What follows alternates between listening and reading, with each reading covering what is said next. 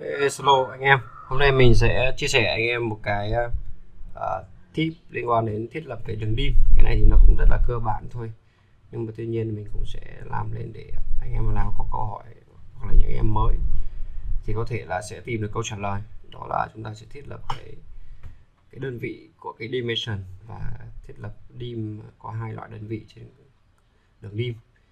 Thì trong checkline texture thì các bạn sẽ thiết lập bình thường chúng ta sẽ lệnh dùng div này thì chúng ta sẽ pick 2 điểm đúng không ạ. Đó. Thì khi chúng ta kết thúc lệnh thì nó sẽ ra một đường div như này. Đấy.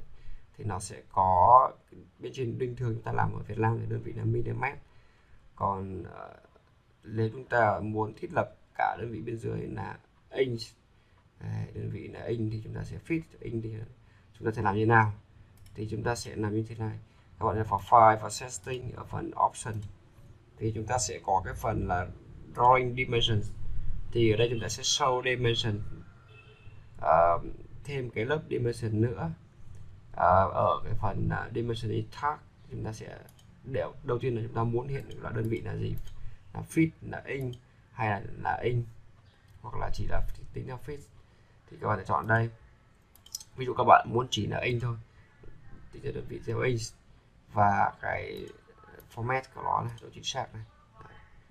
Và tiếp theo chúng ta sẽ cái dimension này nó sẽ được hiển thị ở trong những loại bản vẽ gì thì chúng ta sẽ tích cho tất cả các cái option luôn, và các bạn kích vào apply và ok. Thì chúng ta đang chọn là inch nhé, theo đơn vị là inch. Thì ở đây mình sẽ tạo một cái dimensions mới, thì các bạn sẽ thấy rằng nó ra theo đơn vị là inch, trên là miền. Thì các bạn có thể check ở đây ở phần dimension property, trên đơn vị đang là mm ở là cái chính của nó, thì các bạn sẽ chỉnh về đơn vị là inch thì chúng ta sẽ ra là 207, còn đây chúng ta sẽ để mm thì là 5264. Thì đó là cách để chúng ta có thể thiết lập cái đường dimension là có lớp hai lớp, và thiết lập cái loại đơn vị của nó ở cái phần drawing, ở phần setting option.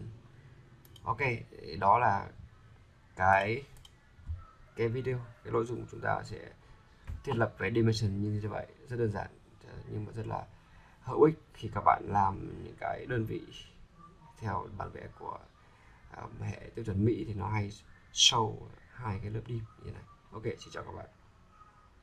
Hẹn gặp lại các bạn ở những cái video tiếp theo. Xin chào các bạn.